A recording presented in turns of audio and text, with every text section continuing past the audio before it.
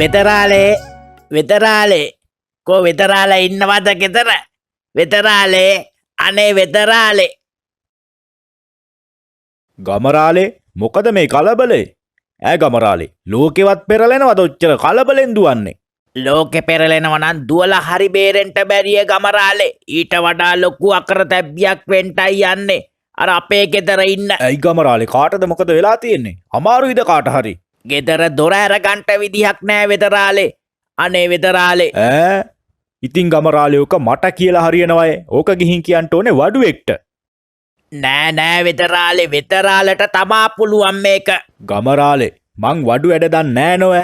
ඕක වඩුවෙක්ට තමා කියන්ට වෙන්නේ. වෙතරාලට තමා මේක කරන්ට පුළුවන්. මේ ගමරාලේ මං එකපාරක් කිව්වනේ තමුන්ට. මන් දන්නේ මේ වෙද ශාස්ත්‍රයේ විතරයි. මං ඔය වඩු වැඩ කරන්ට දන්නේ නෑ නෝව. තමුන් කරුණා කරලා ගිහින් වඩුවෙක් මුණ ගැහුණා නම් හොඳයි.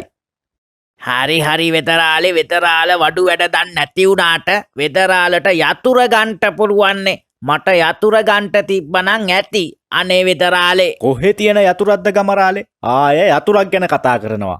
තමුන්ට යතුර තිබ්බ තැන අමතකද ගමරාලේ? මතක ශක්තිය නැති එක නම් ඒ හැටි හොඳ දෙයක් නෙමේ රජෝ. ඔය ලෙඩේට නම් මම බෙහෙත් කරන්නම්. මෙන්න මෙහෙට ආවනම් එහෙනම්. අනේ වෙතරාලේ මං කියන දේ පොඩ්ඩක් අහගන්නකෝ. අපේ ගෙදර දොරේ යතුරු අපේ ගෙදර ඉන්න පොඩි ළමයා ගිලලා බෙහෙත් කරලා යතුරු එළියට ගන්ටයි ඕනේ. ඉතින් ගමරාලේ ඕක කලින් කියන්න තිබ්බනේ. මන්තා බොඩ්ඩෙන් තමුන්ගේ මොලේට බෙහෙත් කරනවා. කලින් කියන්නේ කොහමද වෙතරාලේ? වෙතරාලේ මට කාරණේ පැහැදිලිව කියන්න දුන්නේ නෑනේ. වෙතරාලා හැම වෙලෙම මැදින් පනිනවනේ. ඕකට නම් බෙහෙතක් කරගන්න වෙයි වෙතරාලේ. හරි හරි ගමරාලේ ඕකට කලබල වෙන්න උවම නෑනේ. යන්කෝ දැන් එහෙනම් අර ළමයාගේ බඩේ තියෙන යතුර ගන්නට. වෙතරාලනේ කලබල වෙන්නේ. ඕකනේ ප්‍රශ්නේ.